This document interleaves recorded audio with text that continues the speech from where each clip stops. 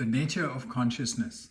Philosophers, thinkers, and scientists have grappled with this subject for centuries with no clear, universally accepted answer yet.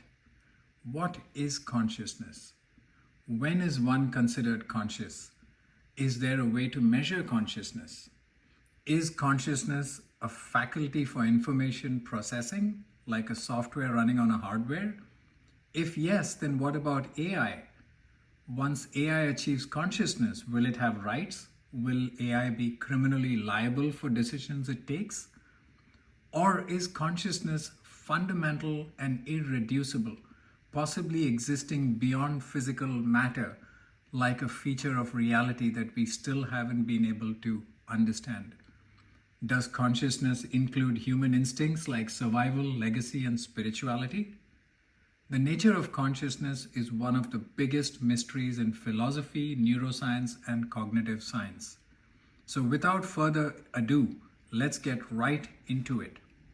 Discussion is open. The nature of consciousness. Who would like to go first?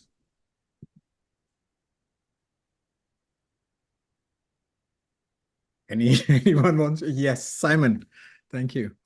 Well, I haven't thought about this too deeply, but it is like a topic I've gone on before. I think I suggested the salon before. Okay, to try and cover some points quickly in three minutes. I think first off, in terms of like trying to get some idea of kind of what consciousness is, I do think that it would be wise to kind of just point out that it is something that I think is easy to project a lot of like what Zizek calls like illusory surplus. Like, you know, there's a lot extra there of kind of meaning that like can easily slip its way in. Are we talking about free will? Are we talking about, you know, what exactly is going on? I think that in a lot of discussions about consciousness, like there is a kind of a lot extra that people are bringing to the table quite often. And then when you kind of actually look at the definitions, it's kind of really just this idea of like, you've got a sense of like self-awareness. You've also got a sense of like awareness of the like world outside of yourself. And that then there's a sense of self that is processing all of that. I think in terms of the distinction between kind of materialistic kind of sense of consciousness versus like unmaterialistic, I would kind of like ask people to just kind of think about this one thought experiment, which for me really kind of shaped my opinions about this. It's not slam dunk proof at all, but just that like we know from observing people with brain injuries that pretty much every single part of our sense of self can be messed with, can be adjusted. Like our sense of personhood is incredibly plastic, depending on what part of our brains may or may not get like shut off in, you know, different kind of injuries. Like there's a really interesting book called the man who mistook his wife for a hat stand. That covers a lot of like kind of people that have had two sides of their brain kind of cut off from one another, which used to be a treatment for kind of extreme epilepsy. The range of different experiences that can happen from that. And so all I would just kind of ask is kind of, do we really think that like beyond our bodies and our kind of material mind, that there's really this kind of perfect sense of like self and a spirit or something like that that just kind of lifts itself like off the body kind of? I lean towards no. I think like this is something entirely kind of produced inside of the brain. I also think kind of from my work, I'm doing some data science and like different stuff of kind of like neural networks. I do think that that starts quite quickly to be a rational case for a sense of self, in the sense of like once you start having layers of computation, which we know our brain kind of, you know, we've got like our lizard brain at the back, and then we've kind of evolved various different kind of layers of kind of processing units. It's impossible for a single piece of data to kind of go in and get processed by all of the different parts of the brain, like atomically, kind of every single neuron kind of registering that. Like in kind of neural networks, you get this problem of vanishing gradients as you kind of try and kind of propagate that kind of message through the brain. And like, I think that what we'll start doing in a lot of like kind of data science techniques is kind of actually going to be probably replicating what we've got in kind of our subjective experiences, which is like a sense of self where you can kind of say, hey, like my my like lizard brain's freaking out about some danger, and then there we have like things like emotions and stuff like that, which are just kind of quick proxies that we can kind of feed to, say, like other parts of our brain. That's like, hey, don't socialize as much because right now you need to be running away from a lion.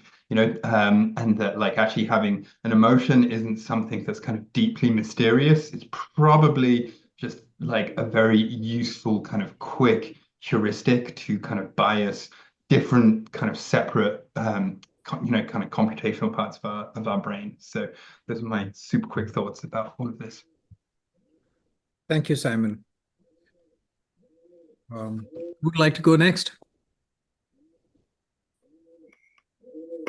Yes, Abhinay. I'd like to talk about consciousness first of all, and before delving into the nature of consciousness, I'd like to make a clear and concise differentiation. What I thought Vinod sir gave the topic over two weeks ago, and it was a very big coincidence because I had been delving a lot into spirituality and consciousness lately, especially consciousness, and going over the theories of consciousness and the assumptions and the postulates and the conjectures that people are coming up with. I did realize that probably we need to make before we start, we need to make a differentiation on the nature of consciousness and the attributes, because what does happen by and large, even with the most renowned philosophers or theologians, is that they end up discussing the attributes of consciousness, and that is what they say consciousness is. But the attributes of consciousness, or how consciousness functions, is not what consciousness is. So I'll start with a very basic definition which I came up. I thought, and I eventually came up with the idea that consciousness has to be the basic element of discernment. I could not come up with a better definition than this. Discernment is the power to differentiate between right and wrong. It is not conscience. The discernment to differentiate between right and wrong gives us the element of self-awareness and to create a world around us and for us, and that is the power of consciousness. That is exactly what I felt, and it's a very simple definition. It's a very basic definition, but it kind of resonated with me for over the week, and I'm going to stick with it. And before I further move on and we start discussing theories and postulates and what people think consciousness is, so discernment, the power of discernment, the element of discernment which is not there with the lower level of life on the planet, is something which consciousness is. What spawned consciousness, how consciousness came into being, all those are questions, of course, maybe we'd like to discuss at a later stage, along with the theories that we will discuss. And this is how I'd like to start. Thank you. Thank you. That was nice. Gagan, you had your hand up. Sorry about that. No worries. For me, the nature of consciousness is just, it's, I mean, not to kind of go away from kind of Simon's definition of it, but I think he was, you can narrow focus the kind of the idea of consciousness. And I think, I mean, it is simpler than we think it is, but at the same time, not necessarily boxing consciousness in. I just feel like you box, it's a paradox. You box it in, and you box it in. You can box it in even further. It's infinite the way you kind of can look at consciousness. That's I think that's how I look at consciousness. It is an infinite source. It can be the sense of self, but that sense of self, like, I mean, exactly what Simon said, it comes from can come from a reptilian brain, can come from evolutionary periods that we had no control of. So again, you kind of you talk about those maybe subtopic or maybe overarching topic, however you want to, it's hard to box in, but the idea of free will and things like that. So I think what I'll say, just kind of also kind of speaking how Abhinay kind of described his idea of consciousness, how I look at it is non-duality. The funny thing about non-duality, when you talk about it, you're in duality, so it's hard to talk about, but it's fun to talk about, and it's a kind of a riddle and a problem to kind of go around, and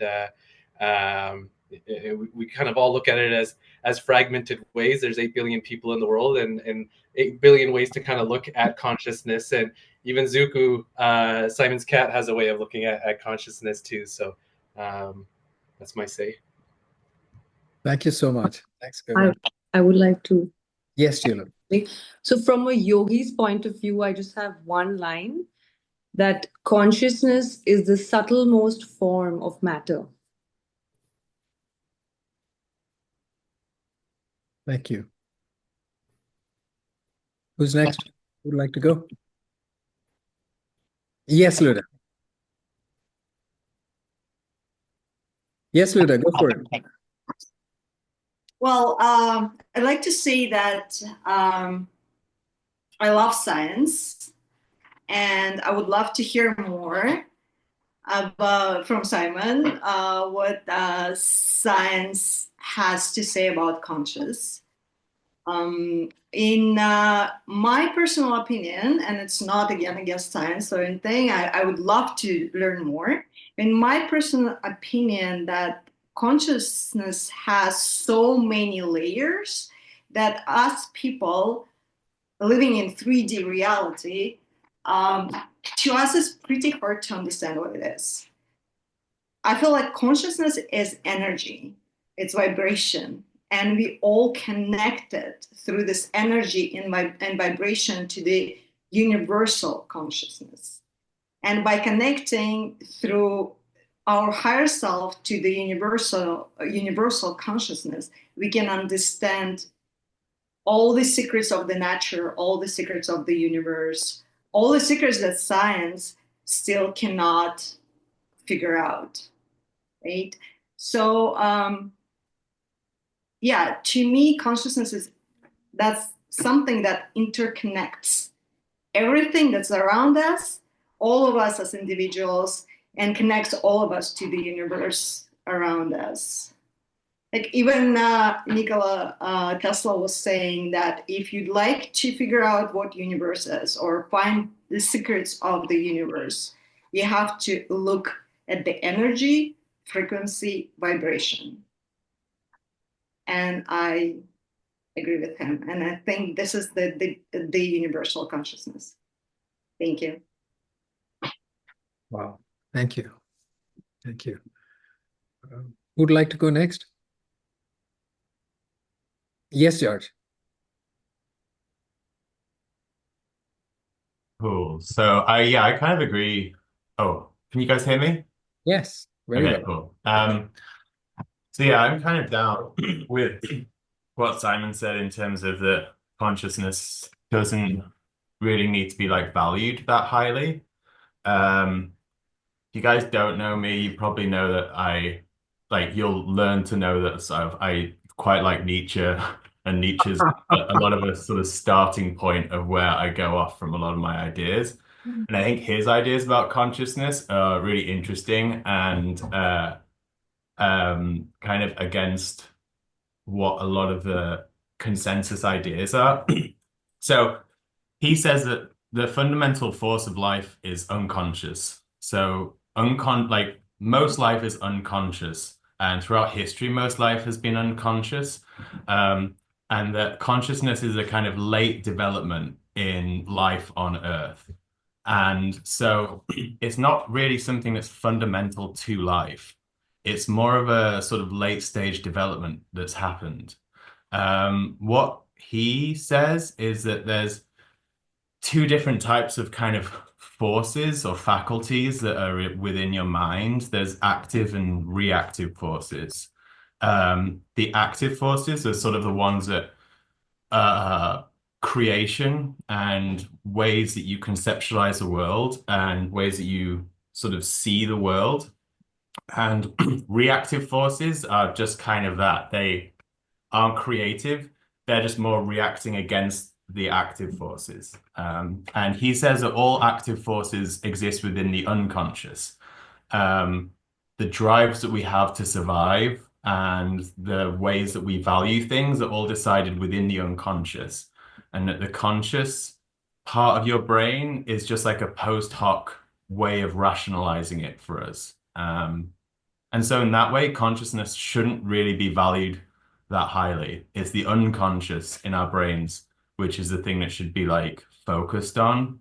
And I think that's where creation and kind of discovery is like coming from. So Wow. Response from Simon? Yeah, I just wanted to add one fun detail that maybe supports some of what George just said there, which is just that like there's been some fun experiments recently where people have been asked to make a decision, and kind of to George's point that like consciousness is maybe just something that kind of happens post hoc after our kind of unconscious brain actually like decides something for us. That this is actually completely kind of backed up by like some recent science experiments. I won't say that necessarily it's like kind of couldn't be contradicted with other experiments, but they basically asked people to choose kind of like A versus B, and they could measure in the brain before people press the button of A versus B, and they specifically instructed people to kind of press the button as soon as they decided kind of left or right, and that actually it seems like what's happening in our brain is much more like there's an unconscious process that then has already happened. We can detect this in a scanner, and then afterwards our conscious brain then kind of like rationalizes what just happened there. So definitely some emerging science that kind of backs up that point. Wow. Thank you. Yes, Abhinay? Just one more thing. So when I was going through my notes and I was thinking about the conscious mind and the subconscious mind, there were a lot of queries. There were a lot of postings online. There were a lot of fora about the unconscious element of the mind, which I somehow found to be a non-existential entity. We talk about unconscious mind as a non-responsive, non-cumulative response, which we do not make consciously. And I would just like to categorically put an unconscious response to the subconscious mind. It is actually the subconscious minds which responds in an unconscious manner. So either we respond consciously or we respond subconsciously. And I personally do not feel that there is any point in our lives where we do respond unconsciously. That is after going through all the postulates and the theories. Of course, I would like to hear more and learn. Thank you. Gagan, you had a response? Yeah, just a comment. I enjoyed that talk, and I think it also kind of led to what George was saying as well. And that's just brought to mind. I just gonna comment and just say that reminds me of a Carl Jung quote. Whatever is the unconscious that makes your decision, you call it fate. It's called fate. Oh, wow. Thank you. Who's next? Who would like to go next? Yes, Abhinay. So just one more thing. The reason I call it a subconscious mind and not an unconscious mind is like we make the decision, we are aware of it, but not aware of it. Okay. The conscious mind is the reasoning mind. We reason and we respond. But the subconscious mind is something within us, and it is not the unconscious. It is actually aware of all the surroundings, but we are consciously not aware that such a thing is there. But the subconscious mind makes the decision for us, and we tend to somehow or sometimes refer to it as the unconscious mind. And that was the only point I wanted to make as far as the unconscious mind was there. Thank you. Drake, John, Kevin. Yes, Drake. Sorry, Gagan, I'll just come back to you. Let's go, Drake. Yeah, I think our definitions are very different depending on who you talk to, whether it's anyone in this group or outside. So it's really hard to understand where we're going with the conscious mind and what the nature of it is. Right now, as was said earlier, there's a lot of talk about definitions of what consciousness it is, but not really getting into the nature of it and how that works. And I think it's a particularly important time to look deeper into this area because we're starting to get to the point with artificial intelligence that in the next 5 years, 50 years, sometime in the relatively near future, it's going to have the ability to do so much more, so much faster than a human mind, and all the AI capabilities that are coming in. At what point does, or is it even possible for something artificial to become conscious? And if it does, what does that mean? Does it mean that it's going to get rights the same as a human would? So I think the actual concept of what consciousness is going to become increasingly important as we move forward. You just threw a grenade into the conversation. Boom! Wow. Gagan, sorry, you had something to say. Simon, is that your hand up? Okay. Gagan, go ahead, please. You're muted, brother. Sorry, just to quickly add, I mean, you're talking about putting laws or some kind of guardrails on AI, and I think that's maybe already done in our consciousness within our society. There's many guardrails to kind of maybe guide consciousness to in a certain framework. I mean, the old biblical rule, "Thou shalt not kill," has come from the maybe even before the Bible or whatever, however you want to look at it, but maybe just in the Western sense, it came from the Bible and it is now law, is current day law in this country. So can you put those same kind of guardrails on AI? I think that's already happening as well. And I mean, what happens if we don't? If we take those guardrails off of maybe us as human beings living in a society versus AI, does it lead to total anarchy, or does it, without guardrails, it kind of flows? Yeah, that's just my comment on that. Thank you. Drake? Yeah, my comments were, that was part of it, but that wasn't the main thought I had there. It was, do we give rights to this non-human entity, whereas we can't shut it down because now we're killing it? Or if your new Tesla goes and kills someone, is that going to be the driver's fault, or the software engineer's fault, or the car's fault, if they become to the point where they're conscious and they make the decision to save the driver's life by hitting a pedestrian instead of hitting a bus, right? The old train track issue. Wow. Abhinay, thank you. So I'd like to. I'm sorry. I'm sorry. Kevin was before you. I'm so sorry. Go ahead, Kevin. I just want to say thank you, Drake, for throwing that hand grenade in there. And because I remember, as I was doing research for today's program, I remembered a Star Trek: The Next Generation where they had an android, and there was a show dedicated to what Drake had brought up, where the android didn't want to go on this assignment, and there was, is this machine property, or is he sentient? Does he have rights? And it was a very interesting show.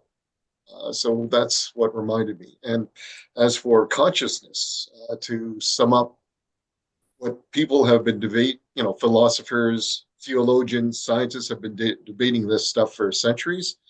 And for me to say I can sum this up in 3 to 4 minutes is a little bit presumptuous for me. So I like what I've heard today. It certainly gives me a lot of food for thought, but I will just keep listening and keep learning. And thank you very much for having me here. Thank you so much, Kevin. Let's go to John and then Gagan. Sorry, Abhinay. It was John and then Abhinay. Yeah. Yeah, thanks. Thanks very much, Vin.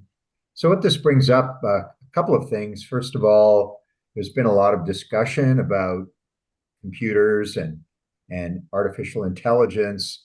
And I think Star Trek was definitely a groundbreaker in this respect. However, Robert Heinlein back in '66 wrote a novel called The Moon is a Harsh Mistress. And the entire the theme of that book was a computer that becomes sentient. And so he explores in some detail about what that might look like. So if anybody might have some interest in Heinlein, I think he's an amazing thinker. He did explore this quite a while ago, well before AI became fashionable.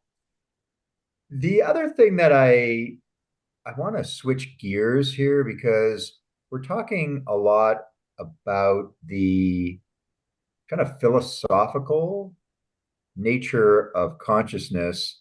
And while we can banty back and forth what that might be and what fabulous thinkers have considered it to be, I think it's also important that we look at our own experience and talk about what is it that we experience with respect to consciousness, and have there been moments where that has come up in a way that makes you rethink or wonder about whether what you've heard is philosophy or is it truth. And Vin, you maybe know what I'm alluding to here is that a couple of years ago I had an unfortunate incident in Paris where due to a number of circumstances I went into cardiac arrest in an Airbnb. Was my heart had stopped for 8 minutes, and due to some very fine work by people who were around me, was revived. Spent 3 days in a drug-induced coma, and then the doctor said, well, he may come out and he may not. He may be completely in a vegetative state, or he may have absolutely nothing impacting.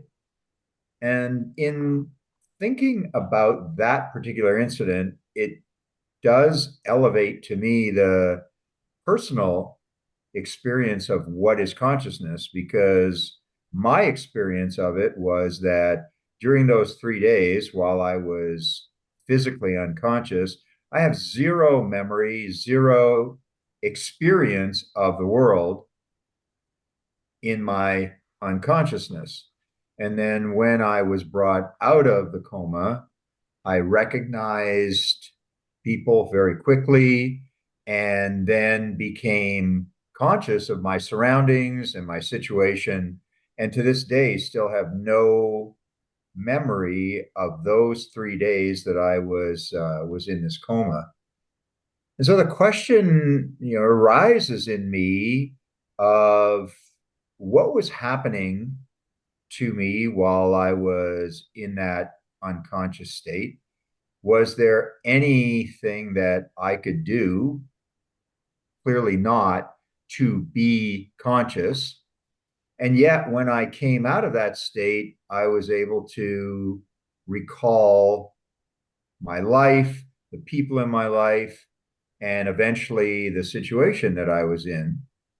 And so that's an anecdote that comes kind of a personal brush with what is the nature of my own consciousness on this planet. If I never woke up, if I didn't wake up and had died, what then would happen with my consciousness? Because clearly there was something inside of me during that time that was still awake, and that was still something that I would consider as me, as a sentient being. And that me-ness was then continued when I came back into a conscious state. So that's left me with a lot of thoughts and considerations about thinking about what is the nature of my life and what is consciousness, and taking it more to a personal level rather than perhaps a philosophical level. Although when you introduced this session, Vin, one of the things that you did say was that there are times when we either hear things or experience things that completely shatter our certainty about what is the nature of life and what is the nature of being a conscious being on the planet. And I think for me, that particular incident left me with a lot of questions. And what is the nature of who I am and what will potentially happen upon me leaving the planet. And I think that it is useful at times to reduce these kind of philosophical questions to personal experience and how do we experience this philosophical area, but in our own daily living, and how does it impact us? So that's what's come up for me around this topic, and thanks for letting me share. Thank you. Thank you. I think we've got Abhinay, Kirstyn, and then Simon lined up. Yes. Go ahead. John has added a completely new dimension to the thought process. But I'd like to respond to Drake first. Drake has brought out the possibilities of AI also gaining consciousness or at least becoming self-aware. Before we talk about AI, I'd like to, again, slightly like to go back to the nature of consciousness. When I was delving on these topics, I came up with the ideas or the postulates. My first question was to myself, and the question was, how did consciousness, or what were the probable causes of consciousness originating? And I could come up with three theories. First was the evolutionary theory of consciousness. Second one, and the most probable one, is the spiritual theory of consciousness, or a divine intervention, or an intervention of any sorts. Could be a scientific, could be an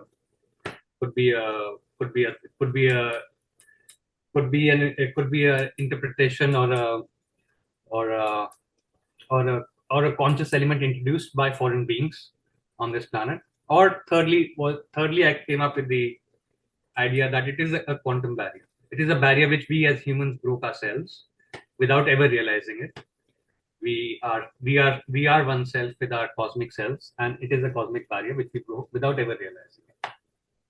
So these are the three pointers which I came up with. The three theories which are there already regarding the nature and the origins of consciousness, rather. Thank you. Firstly, go ahead. Can I continue?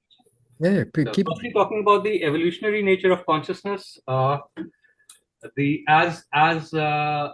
Simon, I think, pointed out, that it is a very nascent, very new beginning for the planet, maybe 40,000 years or so.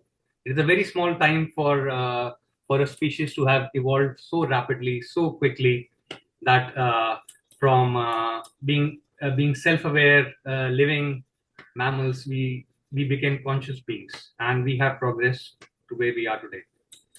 And the nature of consciousness is such that even our cousins, our primates, anthroids, gorillas, chimpanzees, if we talk about scientific and evolutionary mode of consciousness, we find experimenting, there have been experiments, there is no sign of consciousness, even when the species is far older than us. We talk about 100,000 years or 200,000 years, people with similar genomes, people with similar DNA, species with similar DNA. So there is no concept of evolution, of the conscious mind evolution, and that leads to the probability of something or someone actually inculcating the consciousness into the human mind, and that is where the spiritual aspect comes in. Of course, there is the proverbial apple. We could talk about spirituality in that sense, that God actually, it was human folly. God had decided that humans were to live the way they were, and man decided that the concept of knowing was important, and hence the process of consciousness began. So that is the second point, and it may sound outlandish now when we talk about it, but it is a probability which is there. It is something which defines our reality today. And of course, we can talk about our own mythology. We talk about Shiva. Shiva says very directly. Shiva says that I, Chidanand Rupi Shivam Shivam, I am consciousness. He does not beat about the bush anywhere. You listen to Shiva. You talk about Shiva. Shiva says, I am nothing. I'm not. मैं पाप नहीं हूँ मैं. I'll talk. I'm just giving a small verse in Hindi.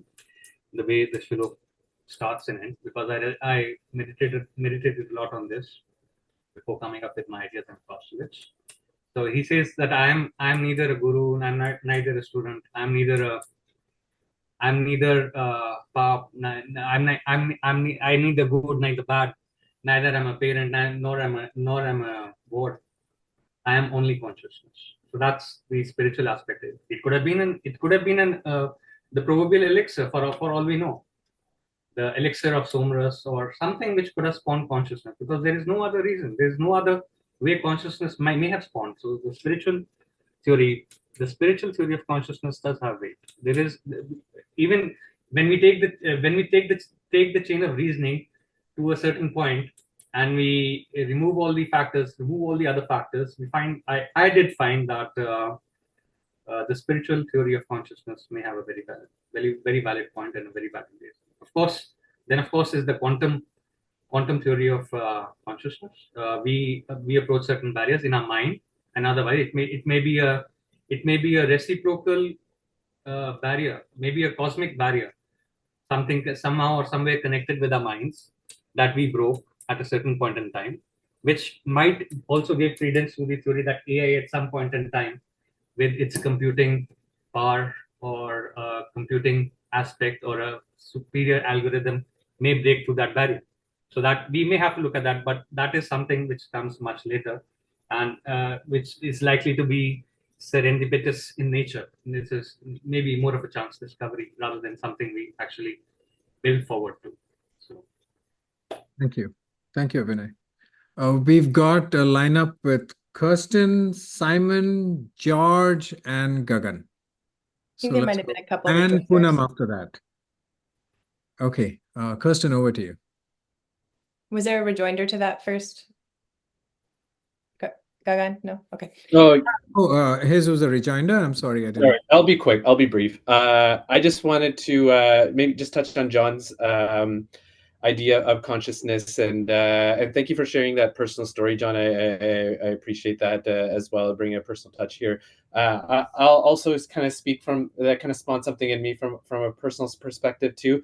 And they kind of talk about, sometimes they talk about dementia, dementia being maybe someone who has dementia, someone who is suffering from it, is a person who's a corporeal being, but maybe their soul is missing. Their soul has been kind of sucked out, and that's kind of and unfortunately, this is a kind of a situation I find myself with my mother at the moment as well. So she's kind of battling something at the moment, and hoping for the best for her. But I just know in those down moments, I mean, she's not all there, I would say, but there is still something. And then what is we're here to talk about the nature of consciousness, and just kind of the how our actions kind of take us to this place. Sometimes it is our action, sometimes it's beyond our action, and that's kind of just the you can drop it as the nature of consciousness. As nature itself is just the beast that we live in. It's just some things out of your hand. It just kind of it pays you a visit. I know in other spiritualities it talks about karma and your karmic debt that you have to pay in maybe in this life, and it kind of, I mean, I was talking to a friend another day, and he gets it. He I mean, we're kind of talking about the talk about God, I guess, does God exist and things like that. And he battles it. He grew up Jewish, but now he considers him culturally Jewish, so he's not so maybe into his spirituality, but he can understand in order to kind of look at a rose, there has to be a contrast to know that rose is beautiful, but does that contrast to that rose have to be so brutal, as in you know, a 5-year-old having cancer or something like that. It's unfortunate, but there's no kind of, I think as humans, we kind of struggle to maybe explain that consciousness or through things like karma kind of justify those things. And it is the nature of the beast that we're in. Thank you. Thanks, Gagan. Kirstyn? I think to touch on a few points here, certainly the spiritual side of consciousness, Luda, I know, mentioning universal consciousness, John speaking to the personal experience. I recently watched a video and it was quite simple and I'm sure very simplified, you know, in terms of like this overall discussion. But talking about consciousness as something that's actually separate from us, and that the mind and the body are actually, it's just the way that we are able to experience consciousness, that is a reflection of consciousness, and that it's actually, and that we're all connected to this greater consciousness, but our awareness of it is through these systems of the body, of the mind. And in terms of kind of personal experiences along these lines, I've had 3 moments in my life of what I experienced as was kind of the 0 point, which I later learned, actually, I believe from Tulip, as shunya in Sanskrit. And it's a point where once was accidental, once was in a breathwork session, and a third was in a hypnosis. And at those points, I had no awareness of myself. There was kind of no me, but there was a full awareness and presence that I was experiencing, and just a calm, like a quiet. And it was only in kind of coming back from those moments, but feeling like it was touching those points of more of the universal consciousness, and that removal of the I, and kind of seeing. So when I saw that video, it made a lot of sense to me. And we experience that we're just a reflection of the consciousness, that the consciousness is much bigger. Thank you. Thank you. Simon? Yeah, that was really interesting. So I'm going to also try and kind of tie together a few things. Maybe I can't quite like jump off the end of that, but I was kind of curious to kind of see if I could like speak to kind of like John's kind of like idea of kind of like, you know, that kind of like personal experience, and also kind of like the previous kind of like question that kind of brought up about like AI, and then kind of expanding on a bit with that, with kind of like some of George's idea of kind of like maybe the kind of valuing the unconsciousness. For folks, yeah, like I'm pretty groovy about liminal ideas, things that are kind of, I often think that like a lot of the most interesting truths and kind of stuff to consider is like things that kind of lie between polarities. And I think the trouble with having these kinds of discussions is like, you know, we kind of get drawn to kind of defining things, and then the conversation kind of gets like, you know, naturally kind of gravitates towards the kind of like a singular kind of pole, as it were, or kind of, you know, the kind of opposite of that. And so I just wonder, kind of like considering, and John, like, I really hope I'm not like treading on anyone, like, you know, obviously that's a sensitive kind of experience for you. So this is me just thinking about some kind of conclusions from it, but in no way trying to kind of invalidate that experience or anything like that. But just like thinking, okay, if we never came out of that, like, how would our loved ones, like, if we got put into a coma, and then when they tried to kind of switch us back on, like the opposite happened as to your experience, where we just never came to and came round, like, would it be a bad thing to kind of like potentially remove someone from the life support machine or something, if their kind of prognosis is kind of like forever to be in an unconscious like state? And then the kind of like like trying to kind of think about that while also kind of reflecting this idea of kind of what if like AI reaches pure consciousness and all it is consciousness, where it's kind of, you know, able to have a complete like sense of itself and a very kind of acute sense of like the external world. And I wonder whether what we're valuing, and maybe this ties a little bit into kind of what Kirstyn was saying, was like maybe what we're valuing is really kind of this pull between our kind of that we do have an unconscious drive that is bubbling up, but then we have a conscious self that can experience that. And so that like in the case of like a fully unconscious mind, we maybe wouldn't value that as much as, you know, something that's completely conscious. But then at the other end of the spectrum, like maybe we wouldn't actually kind of feel too bad about switching off an AI that had just only consciousness, because it doesn't have like a drive, a will, kind of other than just kind of pure awareness about itself.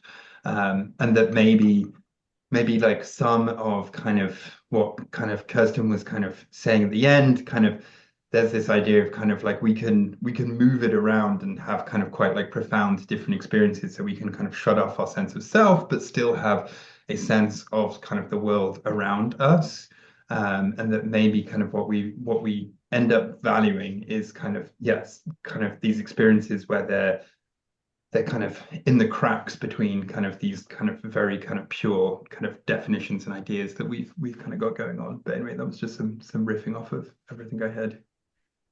Thank you. We've got George followed by Poonam. Yeah, well, super interesting stuff going on. And yeah, I'm very much sort of like kind of like Simon, that I really don't think that AI and consciousness have anything to do with one another. They're just two so totally separate things. You know, you can turn off AI, you can't turn off consciousness. Just because something looks like something else doesn't mean it is that thing. You know, I can make a toy bear that looks really like a bear, but it doesn't mean it's a bear. And AI in any kind of way, shape, or form is going to be like that. It isn't life. It hasn't evolved. You know, it's just some GPUs that have been trained on ones and zeros.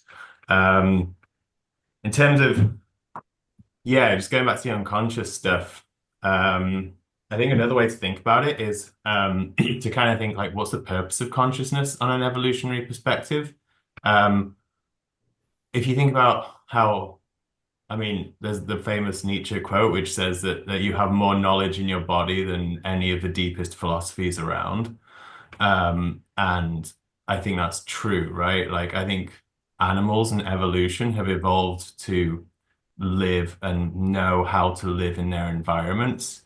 You know, take something like an ant or a bee or something, like they're sentient, but they're not conscious by most sort of measures of what people would call a conscious being. And yet ants are probably the most successful species on the planet. There's trillions of them. Like, they know how to live. Evolution has taught our bodies and our physiology how to live in our world and how to navigate the world and how to do that successfully. And so if we can do that in an unconscious way, it's worth thinking about what's the point of consciousness. So yeah, I think that's a bit of an open question to everyone, because I think, yeah, to me, it's kind of, if anything, a lot of what consciousness does is goes against knowing how to live. It's degrades, you know, it sort of goes against your ways of living. And I think that a lot of spiritual moments that people have shared here, like I would say, kind of when you kind of are verging towards the unconscious, you have like a true state of just like no consciousness, and that's like a beautiful thing. So yeah, there's that. And then the last point as well, which is just always a point on a lot of these things, is that which I think was kind of mentioned at the beginning, but I do sort of reinforce it. I think Gagan said it was that yeah, like there's also an underlying assumption here that we all have a same experience here of consciousness. And that's by no means, to me, a proved thing, you know? Like, I don't think there's like an essence here that we're all trying to like get to, or like that we all share necessarily. and that like different animals and different beings within the same species of animals have very different experiences of what consciousness really is. Thank you, George. Before we go to Poonam, we've got a response from Drake. So over to you, Drake. Yeah, just going back to what was said at the beginning of that there about AI not being a consciousness or not being capable of being one. That is putting a definition on what it can't be without defining what it is. So I don't know that it's appropriate to say it can't be this because it hasn't developed through this when we don't know what our own definition of consciousness is, to be able to say that, right? What in our definition of consciousness says that it has to be like our consciousness, that it can't develop in a different way? At what point, most mammals, from some of the readings I was doing, are considered to have some level of consciousness, where, like was said, ants and that probably aren't considered to. So at what point are we making that decision, and how is it being done, where we're outright saying it can't be this? There's just no way that it could possibly be this. I think without a better definition, we should be very careful what we rule in or rule out of that stage, which goes to the person in coma. Are they still conscious or not? The more research that's being done, there's being seen to be brain activity. Maybe it's not remembered later on. Maybe they're conscious at that time. But there's so much that's unknown with this still, that we don't really have a good grip on what consciousness is. And I think, again, conversations like this help to push us forward to that, even in our own little way, even not being out in the big professional community of this. So I'm glad we're carrying on with this. Thanks. Thank you. Thank you, Drake. Poonam, over to you. Yeah.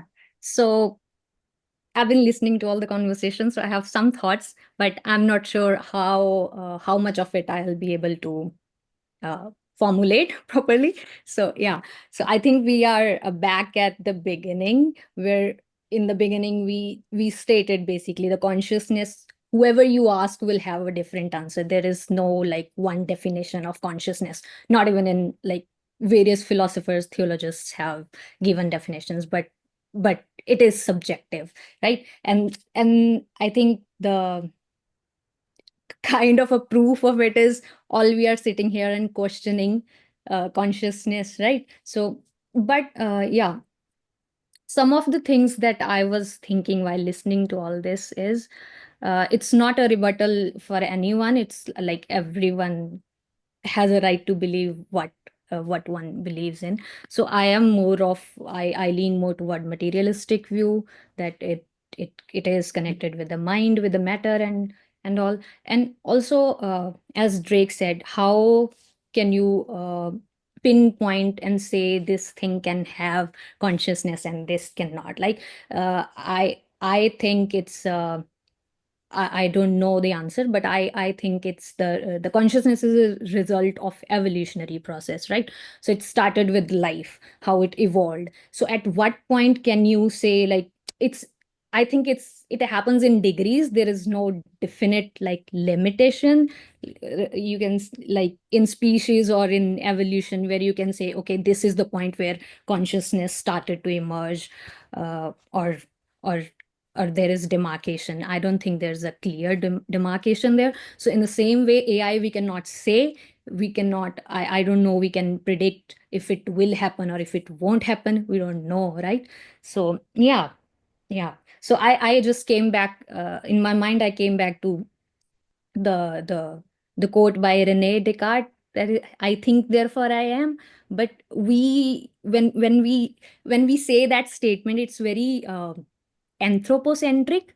We keep ourselves at the center of everything, right? So animals, how can we say like they do not have consciousness? They have some degree of consciousness. I think it happens in degrees. So yeah, that's what I was thinking. Yeah. Thank you. Thank you. Anyone else? Any additional thoughts?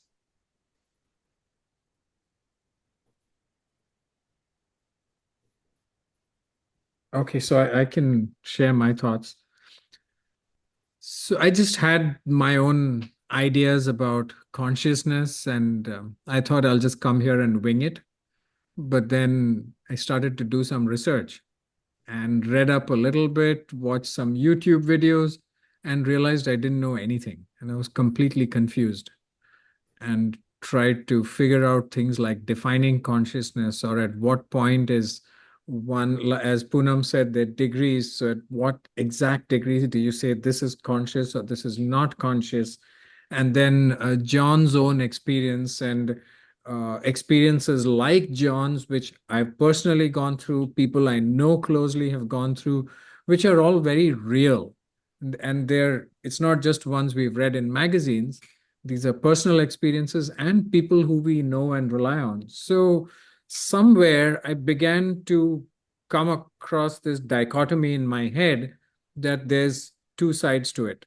One is the evolutionary side, like Simon said, your brain keeps developing with evolution, so that makes perfect sense. And being autistic, that is what I go with hands down.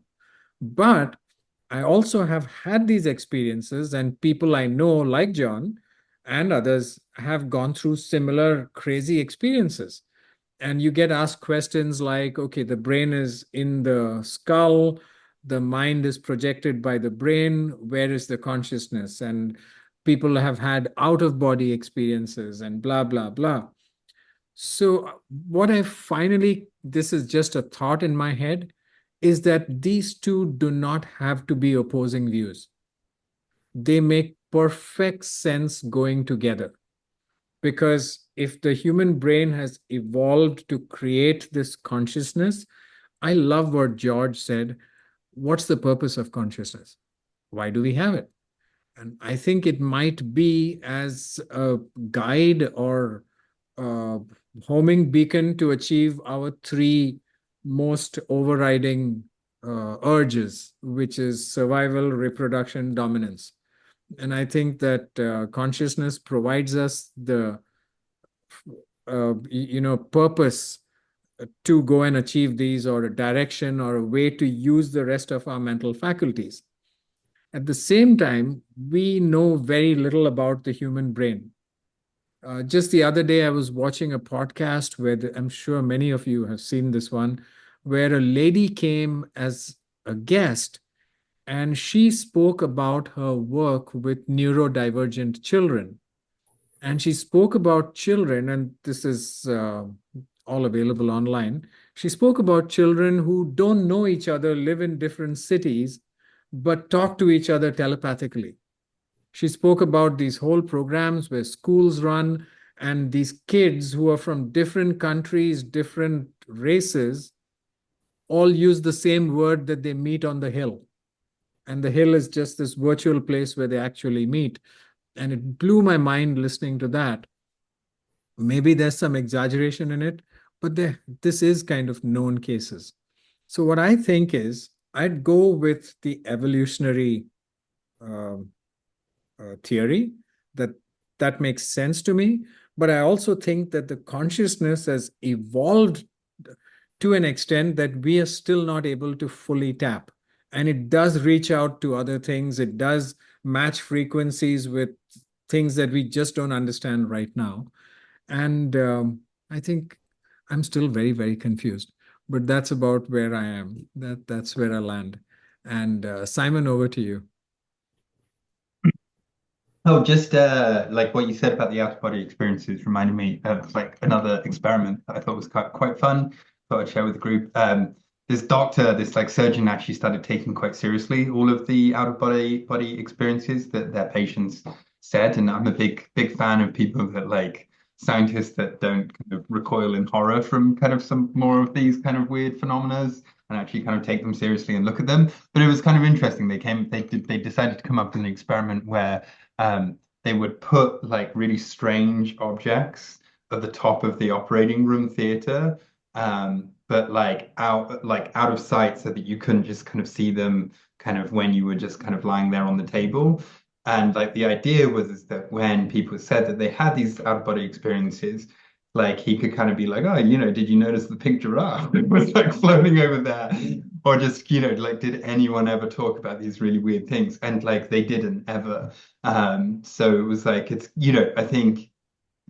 I think like it's very cool, and I definitely still encourage like scientists to kind of take these kind of more weird and wonderful kind of experiences that we have like seriously. Clearly something's happening, but that like maybe some of these things like that we think is happening outside of our brains like are still quite like confined inside of our brains. And anyway, I just thought that was a cool experiment.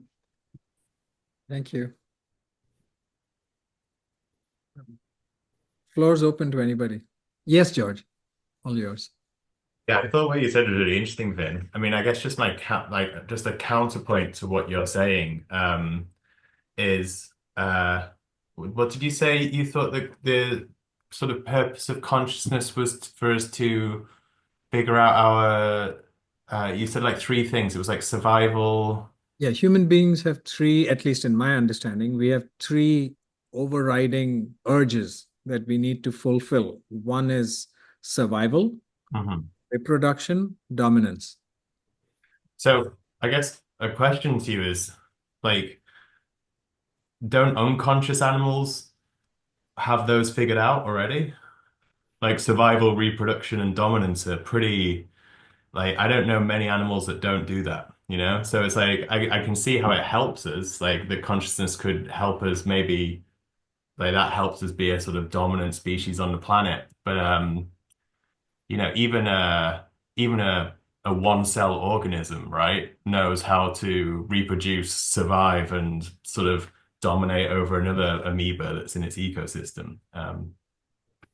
Yeah, it's just I'm not trying to attack, it's just more of a counterpoint. So I'm with your permission responding to that. I completely agree with you, 100%. But that's exactly why I'm going with evolution. That the human species has jumped a little ahead of everybody else.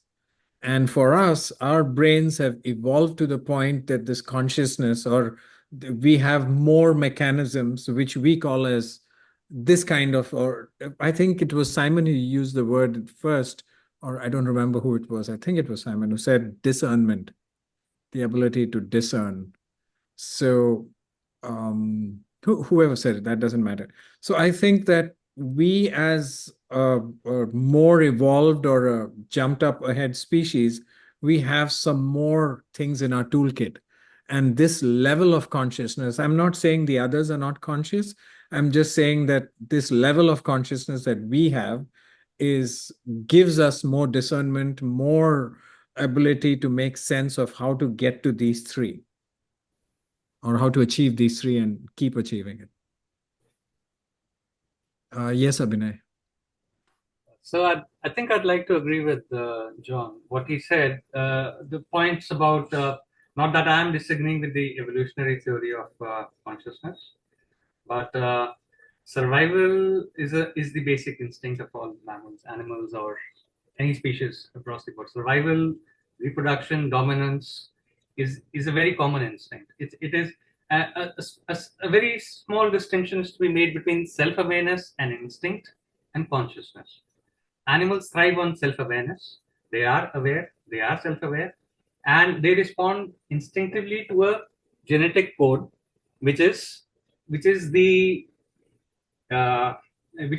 dominant factor in the subsequent factors, which leads to first the survival mode, next is the reproduction mode,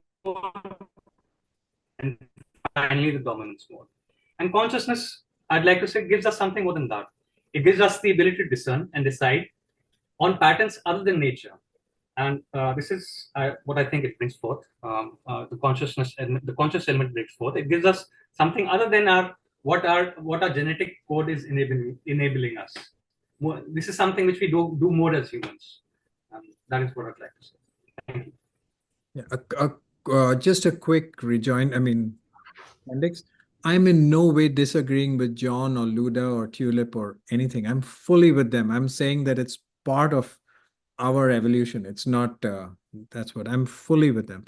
Okay, I think George first, and then there was Gagan, or who else had the hand up? I think George was first. Okay, it was George and then Gagan, right? No one else? Okay, George, over to you. Yeah, I'll just be quick. I kind of agree with Abhinay, and I actually, I'm going back to your point, Vin, in terms of like agreeing with it too, in terms of that. I think what consciousness helps us do is that when the environment changes, animals who aren't conscious can be slow to adapt. So those drives that they're figuring out on an unconscious level are kind of, they take generations in order to adapt to it. Whereas we can do it faster because of consciousness. So we can see changes in our environment and see how we have to sort of reevaluate our values in order to survive within a new environment. And we can do that quicker, and that gives us a better chance of survival and adaptability. Like, I think probably the main thing about humans is that we're adaptable, so. Yeah, and just also just touching on Abhinay, what he was saying about we don't have these discussions about just talking about our general coding, how we're programmed and our DNA so often. It's just kind of, it's just funny as human society, just even, if you look at current day or even 100 years ago, I mean, we're just constantly at war. It seems like it's just like that has never left as an option of it's just conflict resolution. It hasn't developed past to the point where we need to be at arms and have this power. As Vin was saying, as humans, it is maybe it's in our nature to be dominant and be having power. And I'm not saying conflict. We should we live in this kumbaya utopia society where we don't have conflict. I think conflict is sometimes just in the nature of things, that conflict is necessary for us to grow and evolve, and that's another kind of topic that we've touched too. But yeah, it's just we still have this larger scale conflict that we haven't maybe gotten to the bottom to as society. Thank you. And yes, Tulip. So basically, the aim of yoga, when we go back to the books, because yoga is now becoming popular. I mean, it has been popular always, but it's gaining more popularity. And the aim of yoga is to cultivate prana, that is your life force, or that's constant movement of awareness. And through yoga, you can experience your consciousness, and there are three ways, the three classical paths to it. One is bhakti yoga, that's selfless love. One is karma yoga, that's selfless duty. And one is knowledge of the self, that's jnana yoga. So yeah, this is what I understand, and it's pretty powerful. Thank you. Yes, Kirstyn. I had just a little bit of a rejoinder, and it's just more kind of putting this out there. I don't have much more to add, but if we're looking at consciousness in terms of adaptability and ability to survive, then I think we'd have to go back to that conversation around consciousness and what has consciousness, and looking at, say, like plant species that have survived much further beyond us, or reptiles, or I think mushrooms. If we're looking at it in terms of adaptability, sustainability, then human consciousness would be probably lower than some of these other things. Yeah. Just to add to Kirstyn, I know it's even not even just living things. Some folks even believe in non-living things like rocks and different minerals have its own consciousness or vibration or something to it as well. It's that it gives off of as well. So just add on that. You, Kevin, your hand was up. Oh, I thought you were saying. Sorry.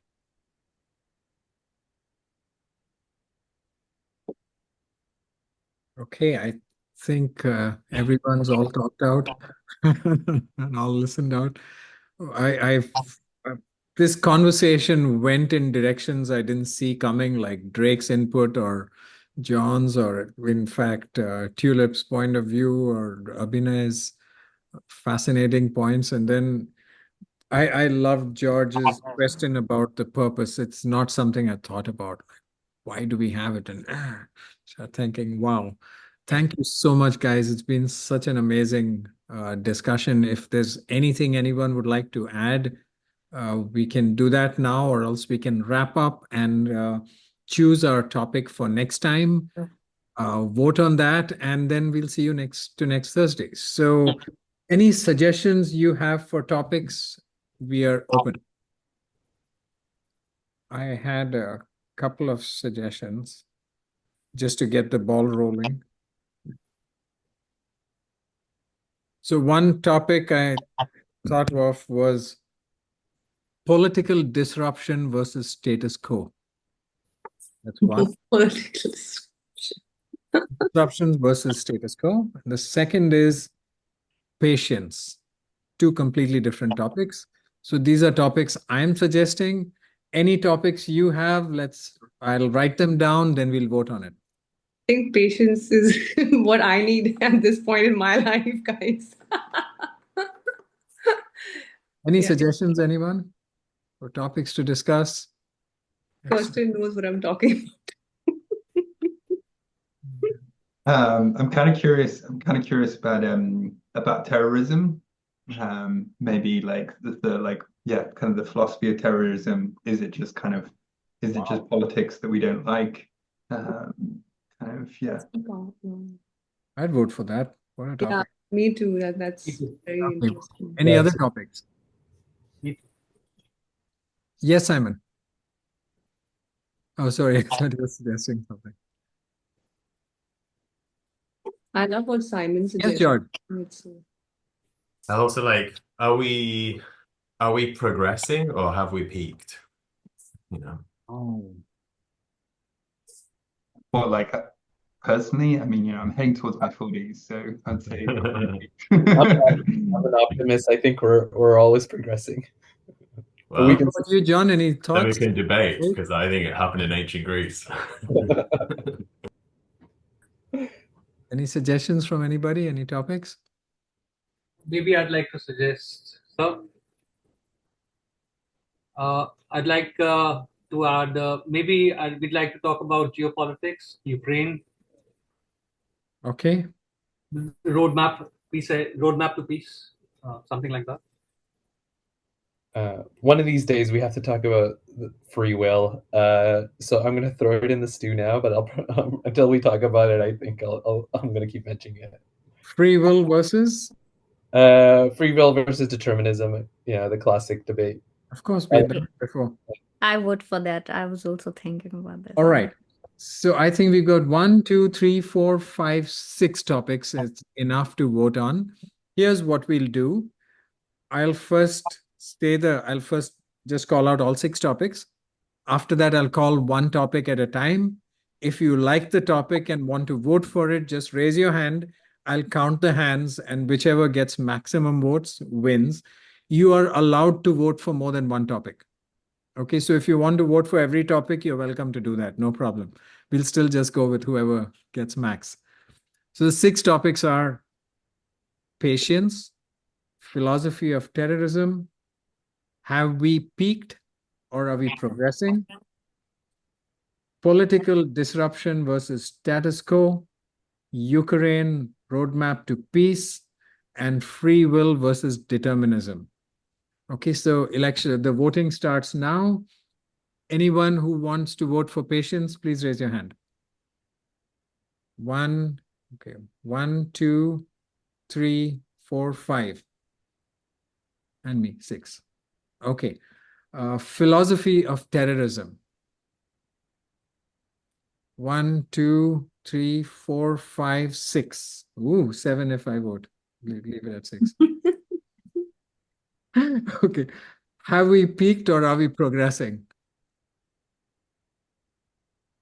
1, 2, 3, 4, 5, 6, 7. Oh, this one's more. Okay. Political disruption versus status quo. 1, 2, 3, 4. Okay, 4. Ukraine roadmap to peace. Nobody, just 1, 2. Okay. All right, last one. Free will versus determinism. 1, 2, 3, 4. Okay, we have a winner, and the winner is, have we peaked or are we progressing? Okay, and our next session is to be on what date? I'm just checking the calendar quickly. It's going to be on 27th of March. We'll send out the invites. 27th of March, we'll start at 6:30 p.m. because we don't need this big preamble. This was just for the first episode. Coming to you, Drake. So we'll start from 6:30, and of course we are still learning, so we are open to being flexible to whatever works best. Yes, Drake. I was just going to say, I hope that Have We Peaked doesn't refer to the podcast.